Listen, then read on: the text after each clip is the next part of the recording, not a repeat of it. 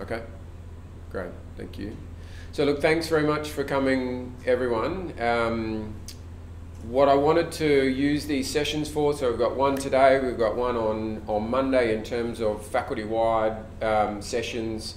I know that school centres and institutes are organising their own sessions that I'm going to, and I'm meeting with people one-on-one. So, you know, we're trying to do a range of different sessions to allow people to ask questions, to share any feedback that they might have, to voice concerns, etc. So thank you for your time.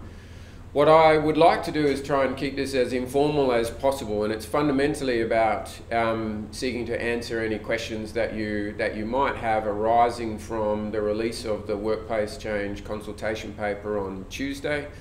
I know that many of you now have spent significant hours individually and teams sort of working through that paper, and I'm sure there are lots of questions.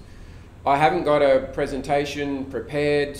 I have the presentation available from Tuesday if there's anything in particular that you'd like me to go through. That presentation is now up on the SharePoint site as well as on the intranet site. And we've also had some questions filtering through on Slido and also through the web-based form that's on our intranet site. So I wanted to address these questions and then kind of open it up to the floor to see whether anyone has any additional questions. Look, I think if I were to kind of summarise the last couple of days, it's been pretty tough, right? I totally accept that, and it's been tough for everybody. Regardless of whether someone has been in a position that's been marked for potentially disestablished, but also equally just as tough for those people that have been positions flagged to be retained, right? Because they're part of a team, part of the faculty. No one is a robot. We're all kind of are sensitive to how people are sort of responding to this. So I absolutely recognise the difficult period that we're going through at the moment, and we are seeing now questions start to take shape. If I were to sort of divide those questions into chunks, if you like, there are a bunch of questions that are very technical around the proposed future state structure and being able to clearly identify the responsibilities in the positions flagged in the future state structure. In particular, where we don't see an obvious map from one position to another, from the current state to the future state, okay? So that would be one categorization of a sort of a bunch of questions that I'm receiving and I'm hearing around. Actually, I do this today, I can't see what position does that in the future state. Okay, that's one group of questions. Within that space, which I'm sort of grouping within, you know, very much content about the structure, there's also questions being raised around, is there enough effort here to do what we need to do to support our undergraduate programs, to support our postgraduate programs, to support our HDR students, to run the school centres and institutes administratively, acknowledging that the schools are sometimes on campus here, which has a different set of requirements, and then our clinical schools off-site again have a different set of requirements. Okay, so that's sort of one grouping of questions, which is predominantly around the transition from the current state to the future state around the positions themselves and the structure. There is a significant bunch of questions around process. Okay, so, well, let's assume that we get to a point where we agree an implementation plan. What's the process from there in terms of the recruitment of positions, the movement of positions, the go live of a new structure? What training's required? How do people, you know, transition into new roles, etc. Okay, that's another grouping of questions. Another group of questions are around the sort of immediate consultation process and what options people have available to them in terms of giving feedback, etc. And then the sort of the final grouping of questions is, and I'm kind of loosely grouping these, is around options available to me, to the individual, in terms of what future role can I see across, not only within medicine or my school, or within medicine across all of the faculties, as well as then other options available to me if I choose not to want to actually go for any roles or stay within the school, etc.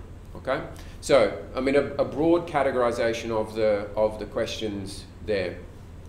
I'm going to just start to move through the questions in no particular order, because I think they're important to address, and then we're going to open it up for questions. But if I had to kind of pick up the biggest piece of feedback that I think I have seen sort of consistently across the board, is around the consistency of the roles, both within the faculty but also across all of the faculties. Okay, so, and this has been received at multiple, I guess the feedback has come at multiple levels across the organisation, in terms of one of the main drivers of operational excellence was to try and get some consistency across the board, okay, in terms of the positions, in terms of titles, in terms of responsibilities, and in terms of classification. And I think within medicine, I think we've done a pretty good job at that in terms of the proposed structure, okay? But then when you look at medicine in comparison to some of the other faculties, we are seeing some inconsistency, okay? So I totally accept that. And there is a lot of work happening at the moment to actually try and address that, okay? This is part of the consultation. It's not only about the feedback that we get from the individuals, but the feedback across the faculties, at leadership teams, across the GMs, across the deans, across heads of schools, to say, actually, why is there an operations manager in one faculty that's a 10 and an operations manager in one faculty that's an 8? Okay? There might be a perfectly justifiable reason for that, okay? But actually that is not clear to people when they look down the list of PDs and see those discrepancies, okay? So that is absolutely being looked at the moment to make sure it is clearly aligned. You might still end up that a position that does a bunch of activities around operations management in one faculty is a 10. And you might have a position that does a bunch of activities around operational management at an 8, but you need to be able to see the difference, okay? You need to be able to clarify things for people to make sure you know, they can understand the process that we're going through. So again, I think the faculty has done a reasonable job trying to address that, but then as we look across the other faculties, we are seeing some inconsistencies. Okay, so I'll flag that as an issue that has become kind of readily apparent as we've looked across that. So we've got some questions up there. Let me work through that and then let's sort of open it up. So can MAT roles still be disestablished during the consultation period? So not during the consultation period, but as a result of the consultation period, we may absolutely get to the point where we see a new structure being proposed, okay, and a new structure being defined that is different to what was listed in the current state consultation, or in the consultation paper distributed on Tuesday, okay? So just as we've said that positions that are potentially disestablished might change, the thing is a proposal. The whole thing is a proposal. So that means that people, positions that are flagged to be retained could change. They could actually move to being disestablished. That's the whole point of the consultation. Otherwise, it's just a one-way conversation around only those that are potentially disestablished. You actually have to look at the whole mix. Okay? So all of those positions could change. That's the whole point of the proposal. Okay? It is a little, I mean, I've been reflecting on this quite a lot. It is, our enterprise agreement actually is quite particular on this, right? It says that you can't actually propose a structure without showing what the potential impact might be to the individuals in positions, okay? So that's why we have to propose a structure, and then we have to say what the potential impact is, okay? But that means you actually look at all of these people and you create a series, you create some uncertainty amongst the faculty. That's the process we're going through at the moment. So we just need to make sure people have access to all the information available to them.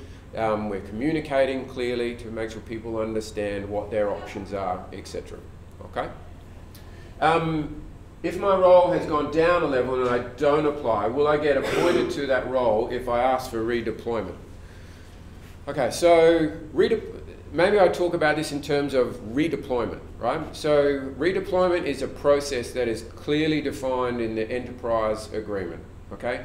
Redeployment kicks in after an individual has actually gone through an interview process, however many jobs they might have gone for, and been unsuccessful. They reach a point where they then have available to them two options. They are effectively made redundant. Okay, they choose that, they say there are no other roles here for me, or they choose to go into a redeployment pool. Okay, that redeployment process is very clearly defined. The university plus the individual have an obligation to then find a role that is suitable to them. Okay, it needs to be a role that they could feasibly do, even if it requires some training. Okay, so the university has to be supportive of that individual, that with some training they could do that role.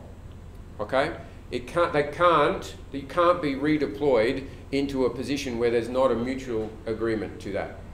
We also need to recognise that during that redeployment period, it might not work out. The individual has an option to say, actually, this is not working. Is it? Hello? Hello? It's a bit weird. Hello? That's next doors. Thanks, Andrew.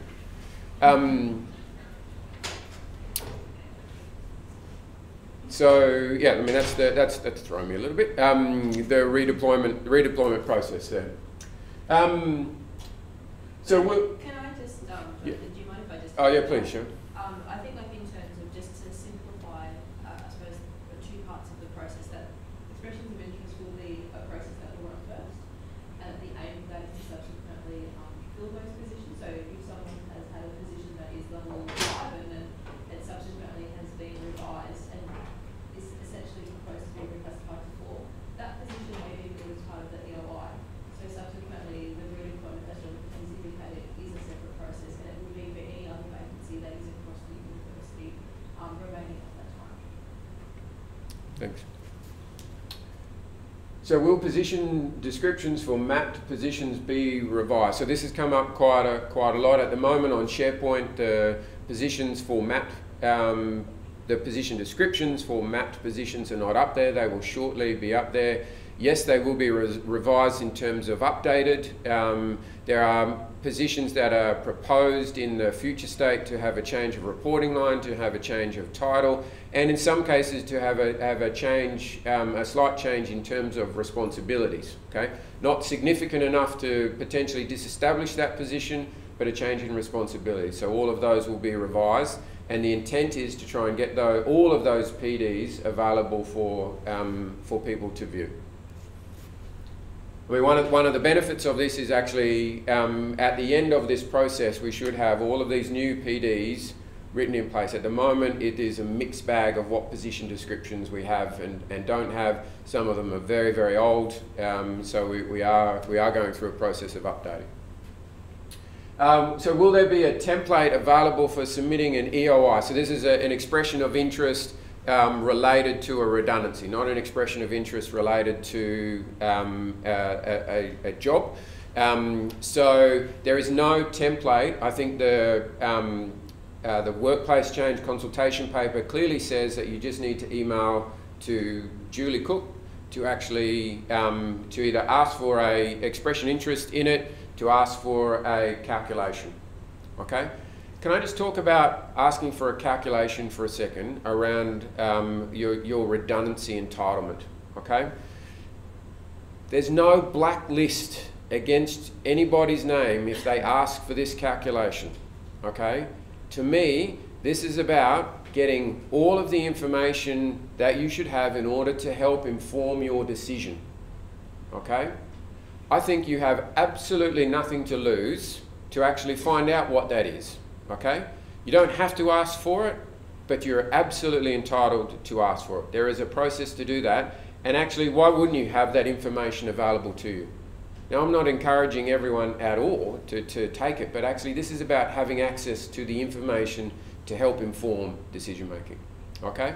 So, you can request that information to the HR team. The expression of interest comes through as per the workplace consultation paper via email to Julie Cook. Okay? No template, just a written email. So how and when will staff be notified when round 2 will be open for employment opportunities? So we will make sure there will be a lot of communication around the recruitment process, okay? For those people that are, when we get to the implementation paper, those people that are in a disestablished position will be informed in terms of the first round. Similar to other workplace change, there'll be a portal where you apply for jobs. So you won't be applying for jobs at UNSW, okay, through the normal process. It'll be through the portal. When it gets to the second round, we want to make sure, because that's internal to the university, we want to make sure as many people as possible are informed about that. Whether it's applying through the portal or whether it's applying through jobs at UNSW, that's still being worked through. But in whatever kind of mechanism we use or kind of tool that we use for the recruitment process, it will still be an expression of interest process, and it'll still be internal only, okay, until we open it up. For most of the positions, there might be some positions that we think we want to open this up for internal and external at the same time, and there'll be 2 reasons why we would do that. It might be it is quite a senior specific role that we want to open it up at the same time in order to fill it as quickly as possible, or there might be a very particular skill set, okay, that we can't fill, okay? So, you know, I think that they're the 2 reasons why we might choose to open it up. The vast majority, though, will be internal only. We need to exhaust those options to fill those places before we even look at opening that up externally. This whole process is about giving our people as much opportunity to win, to actually be successful in a role as part of this particular process, okay? I did catch myself with win there, right? I'm very conscious. This shouldn't be about winning and losing, okay? This is about there are roles available to apply, and as you would in every other part, when you go for a role, you're either successful or not successful for that particular role. Okay, it's not about winning and losing. Regarding voluntary redundancy, is there a penalty for submitting an expression of interest as part of the process? No, there's not. So there's no penalty for submitting it as part of the workplace change process expression of interest now, or actually through the process, okay? Just as there's no incentive to do that, okay? It's purely a personal decision, okay? You don't get any more entitlement if you actually put an expression of interest in now as part of the process to what you would be entitled to later on down the track. Okay? The entitlement, again, is very clearly articulated in the enterprise agreement in terms of when the calculations start, etc. Okay? And I would encourage you, if you have any questions about what that might look like, please just ask the HR team or inform yourself through looking at the enterprise agreement. Okay. So if you are unsuccessful in getting a position, are you eligible for a redundancy, a voluntary redundancy? Yes, of course you are. Okay. So you can actually go for a number of different roles, and if you are unsuccessful, then absolutely you're entitled to a redundancy then. If my position hasn't been made redundant, can I ask for a redundancy? No, you can't. Okay, so if you have been at the implementation paper, if your position has been mapped, you've been mapped. Okay, you've been retained in the organisation. Okay. So I think that are all the questions coming through on Slido. Questions from the audience.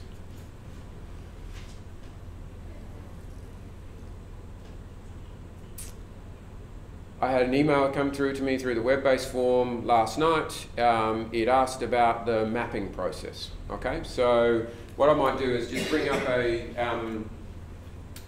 a slide and let me talk through that in a little bit of detail.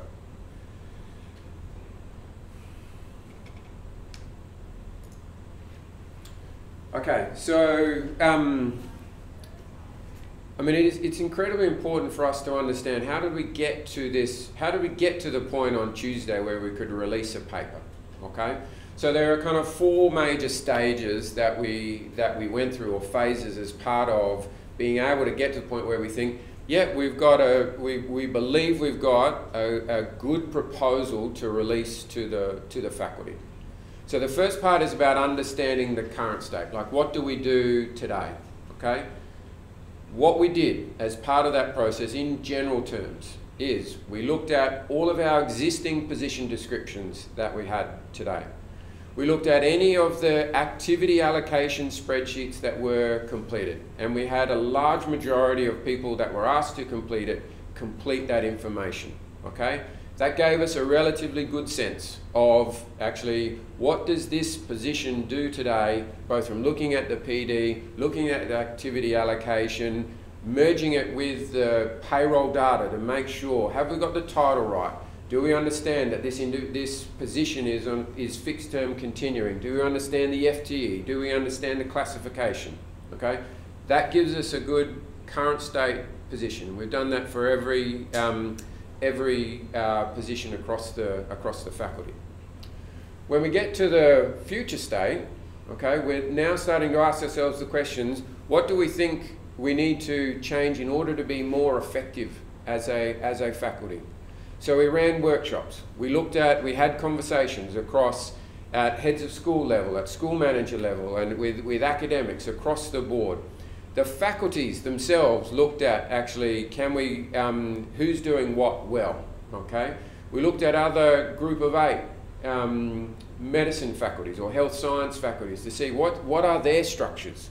Can we actually look at any, are they delivering things any more effectively than we are today? What do we have available, okay? We then, from that, you form what future state positions might look like, okay? We then we take the current state positions, we take the future state positions, and we see, are there connections there? Are there similarities, okay? And if there is a similarity between the current state and what the proposed future state is, we've said that that person is retained, okay? That person in that position, because the position hasn't changed significantly, we will retain, okay? If there is, the position doesn't exist in the future state, because we've said the responsibilities are redistributed, okay? We're not going to do that. We're not going to do those activities in this way anymore. We're going to do it another way. We can't map, okay? So we've then said this position is potentially disestablished. If we've actually redistributed responsibilities or changed responsibilities and classifications have gone up or they've gone down, okay? We can't map someone into a position that is a higher classification or a lower classification. So what we have to say is that that position is potentially disestablished. I mean, the only other way that you would potentially disestablish a position, and we didn't have any of these within medicine, is we said, we deliver this function today with X number of positions. We're delivering the same function in the future, in the proposed future state with Y number of positions. Because there is a difference, you actually have to disestablish all of those positions, and all of those people have to apply for all of these positions, okay? So they're the kind of 4 primary reasons why you would potentially disestablish a role, okay? We then had to look at a lot of information about making sure we had personal details right, FTE right, classifications right. We were going back decades in terms of some length of time that people have been within the faculty, decades and decades. So that's the process there. Other questions? Any new ones on the slide? Was that a Dorothy Dixon because you just gave one? No. No? No, I haven't seen it come through yet. No? Nothing's come through? I've got a question.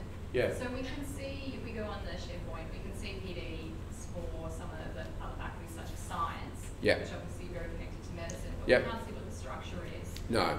Is there any chance that we're going to see that earlier, or we have to wait until the consultation goes through to science? Yeah, so across the faculties, we're talking about how do we actually release this information so people across the board can see what the proposed new structures look like. So the workplace change consultation papers are not all up on the SharePoint site.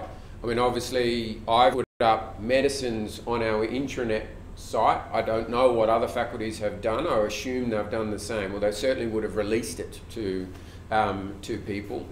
So that is still a discussion we're having as to how can we show that information so people can actually, because I think it is part of the feedback process. I think it is important to be able to see and make comparisons. So, given one of the primary objectives is about alignment, consistency, etc., well, that's a helpful kind of piece to see. So we can see the new and vacant roles, and we can draw kind of groups around that and say, okay, some things are not quite right. One of the challenges of doing that, though, is the faculties all faculties have taken a slightly different approach to the in-scope activities, okay? So medicine by far has said, actually, this is an opportunity for us to look at as many of the general admin, research support and teaching support activities as we possibly can all at once, because I felt that actually if you're trying to address little pieces, you might miss things, okay? Whereas other faculties have chosen not to do that. So sciences and engineering in particular have chosen to leave out of scope until later date some components of their functions within research support and teaching support. Their decision behind that, I think, has been driven by timing. Sciences, had a relatively brand new dean. Like there are all sorts of reasons as to why they would keep that out of scope. But I totally agree to try and give people access to that information, and so that's a live question at the moment that at a university level we're trying to deal with, is how do we show the organisational structures, the proposed organisational structures across the board.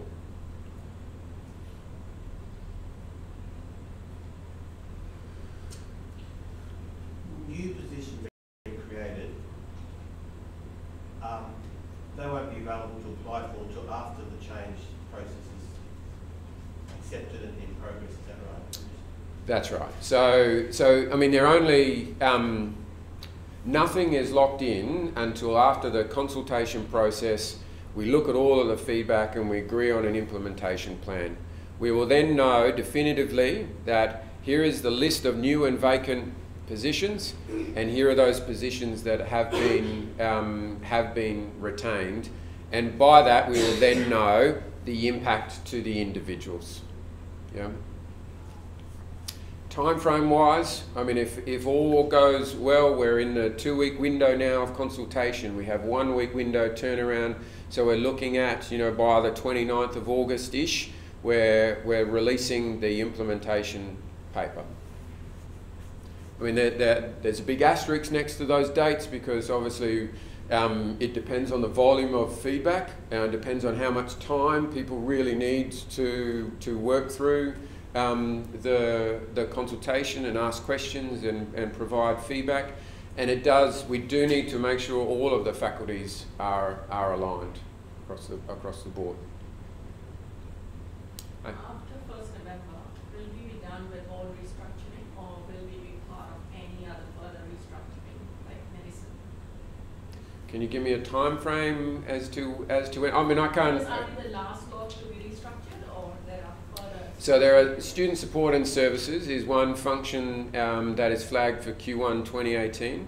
Human resources is flagged for review as part of operational excellence in 2018. Do I think either of those will have significant impact on the faculty and actually unpack any of this faculty workplace change? No, I don't. Could I say definitively that we won't be actually potentially tweaking some things in terms of reporting lines? No, I can't say that, because actually I don't know what student support and services is really looking like at the moment, okay? What I do know though is I'm pretty comfortable that actually as we look at our teaching support or education support, which arguably has the closest tie to student support and services, I'm not seeing a great deal of overlap, particularly within our schools, particularly within our clinical schools and schools on campus. There might be some overlap in the MISO team because of the nature of their work, but you know, I'm not seeing a significant overlap. And look, I mean, will there be other workplace changes in future years? Yes, probably, but I think that's the environment we operate in now, where things are changing, and I do think we need to accept that, you know, that is an environment, that is the work environment that we're in at the moment. But the last thing I want is for people to go through this and we just start to get people in positions, we just start to move on from this really difficult time, and we're all getting really enthused, and then there's another boom, a big whammy. That's the last thing I want. I'm very confident we won't have that, but there might be some changes to positions. It might be reporting line changes because we're trying to get some kind of connectivity across the board. Yeah. Other questions? Slidos, right.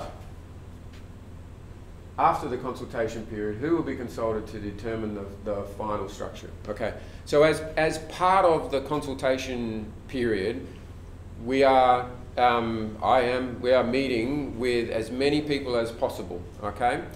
Once we get all of that feedback together, we then need to actually work with the school leadership teams to lock down, is this now right?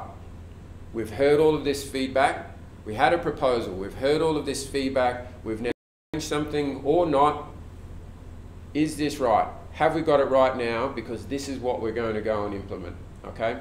So we need to make sure we're actually meeting with all of the kind of the school centre institute and the faculty leadership teams to ultimately decide, because it is, you know, it needs to be a kind of a collective decision around that. There's no decisions that are being made in isolation here, okay? But will we be consulting with every single staff member to say, here's what we're proposing to put in the implementation plan? No, we won't, but actually to give people a chance to be involved in the consultation, and ultimately it does need to be, a decision needs to be made, and we need to have the kind of the leadership groups across the faculty making those decisions. Okay.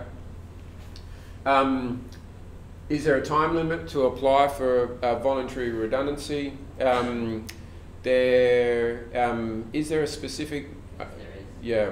Yeah. So it's for a VR process, it's essentially during consultation. So I think it's just before the end, which is the 22nd, I believe. So the 22nd for an expression of interest. For an expression of Yep. interest. Subsequently, in terms of, then it is assumed that individuals who haven't put an expression in are likely to go by the expression, like the recruitment process. And if there is no word from those individuals, again, so we'll keep a live tracking sheet. It is assumed that should the proposal be implemented, the position that they hold is disestablished, then we will touch base with them in regards to noting the redundancy of their position. Did everyone hear that? Does that make sense? So I think, like, in terms of, it's always going to be a live conversation, because there is a period of time where we're receiving expressions of interest for VRs. That period will then subsequently close, but it doesn't mean that people can't come to the HR team to ask and inquire about that. If we don't hear from staff, it's assumed that there will be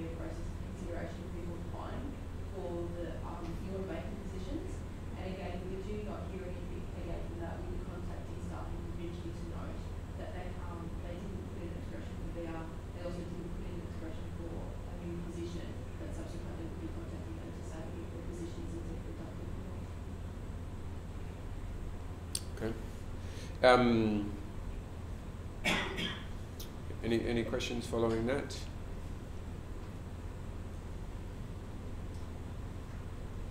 It should just say on the voluntary redundancy, the expression of interest, that ultimately it is the faculty core whether that is accepted or not.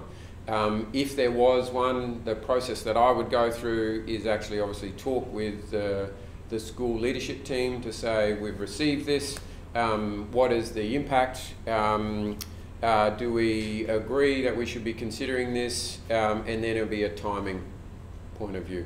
Okay, that's the way the process has worked in the past.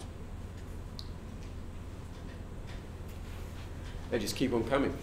I couldn't hear that response about the VR. Right, so the question was around a time limit for the expression of interest for a VR. Yes, there is a time limit as part of the workplace change consultation paper in the first instance around an expression of interest for a voluntary redundancy. At this stage, that closing date for that expression of interest is the 22nd of August, so the two-week consultation period, okay? What then happens if we, from an HR perspective, we capture that. If someone has not put in an expression of interest, then there's assumption that that person is going to go through the next phase, which is the recruitment phase of that, okay? Then if they're unsuccessful winning any particular roles, that follows the normal process. But the individual actually is contacted as part of the consultation. There is an assumption made that they are not necessarily going to go through the recruitment process. Okay, so it's really about then, we will be working with individuals on a case-by-case basis to make sure we understand what are their intentions. It is okay to change your mind up to a point, right? So you can put in an expression of interest, then go through the process, and then when you see the paper that comes out, you might think, well, that's a fantastic role because things have changed and that's something I really want to go for. I mean, that's totally fine. You're not locking yourself into it. Ultimately, when you make a call to accept, you've made a call, or if you make a call to accept a role, you've made a call as well. So you can't accept a position, then change your mind and take a redundancy. So we go through the consultation process and the proposed structure comes out. Yep. At what point do we hear about how the interviews are going to work? I know there's talk about potentially different methods of interview. Yeah. And also at what sequence the jobs will be interviewed for. So the implementation paper has to have all of that information available for people. So in that document there will be, and look, I would like to think that we're releasing that information prior to that paper. Without presuming any result. I mean, we know there's going to be some recruitment, okay? So we can start to talk through now, what does that look like? So I would like to think we're sharing that information so people can get their head around that. But ultimately in the implementation paper, there will be details around what the process looks like, what the timing looks like, the staging of that recruitment process, what positions broadly, when. So we need to give people all of that information. I would suggest that it would be staggered. We would probably look at some key positions first, particularly those positions that might have positions reporting to them in the new structure. So you get the team leader or the manager or the supervisor in place, and they have a role to play in the recruitment process. Some of the things that have been talked about in terms of the recruitment process, to try and streamline it, to try and make it as least onerous as possible on people, is looking at kind of group-based interview processes or assessment centres, where you can focus on the sort of behaviours, the UNSW behaviours, and then move into an interview process. But it doesn't change ultimately the position that sits in a school. It is the school's decision in terms of the suitability of a particular person for that role, okay? No one is going to be thrust in a role, and no one is going to be actually thrusted a person to be in a role. Okay, you still actually have to have the people that are most suitable. We want the best fit possible for positions. Okay.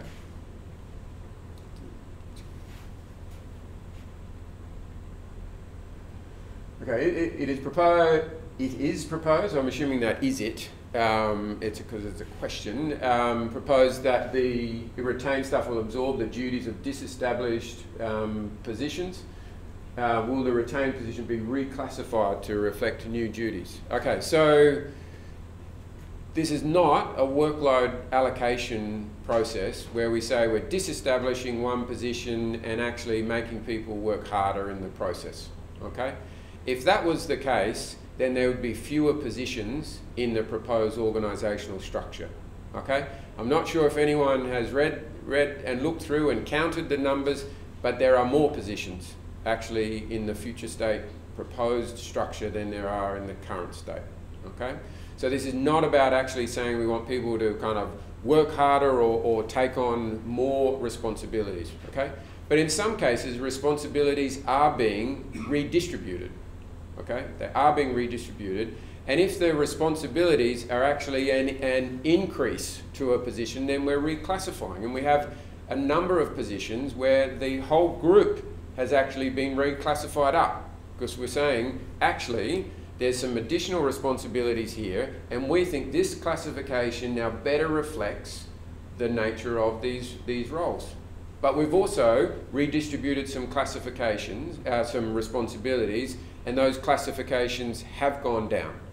Okay, and we're saying because we think that that classification better reflects the nature of the role. So this is not about reducing staff and making people work harder. Okay, this is about making sure we've got the right positions doing the right jobs, and we've got the right responsibilities or activities, and we've got the right people in those positions.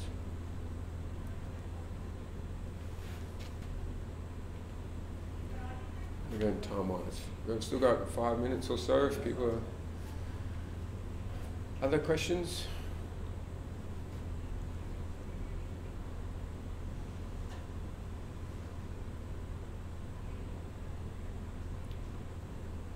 No, so we're, I mean, the HR team are capturing the notes. We want to make sure we're reflecting these sort of questions and answers for people that aren't available to attend or streaming online and haven't been able to sort of clearly hear all of the responses to the questions. So we'll make sure we capture that. Please use Slido. Slido is going to stay live through the consultation period. I'll either answer those in the Q&A forums, or like I did at the last town hall session, we collected all of the questions and I answered them, and they're all up on the intranet site. All of the answers to those questions are up on the intranet site. So I would ask you to look through that, as are a number of other sort of resources that are being generated at a university level in terms of trying to explain the workplace change process, trying to explain you know, what might happen when, or your entitlements around redundancy, etc. Okay, so please don't hesitate to either on the online form. That online form, I should stress, you can actually ask a question anonymously. Okay, you don't have to tick your name. Okay, I can't track who sends me those questions on an online form. Okay, and even if I could, I wouldn't even try to. Okay. People have got questions, they just ask them if they feel comfortable putting their name. Great. If they don't, that's fine as well. Okay? And I have always replied to those directly. Okay? And we want to capture those. Likewise with the Slido, we'll answer those in a session or put together a kind of a Q&A form so people can go back and look at the answers to those questions. So look, if there are no final questions, I appreciate your time. I appreciate your support and patience during this. I recognise it's a difficult time for individuals, for teams, etc. To me, it doesn't matter whether there is one person affected or whether there's hundreds of people affected. Okay, this is actually, it is difficult. It is absolutely difficult. I respect that. I'm kind of sensitive to that, and so we want to treat everyone as fairly and respectfully as possible. Okay. thanks for your time. So you can come again on Monday if you wish, or please don't hesitate to ring me, email me, or find a time to meet with me. I'm clearing my diary to make sure I can meet with people. Okay? Thanks very much. I appreciate your time.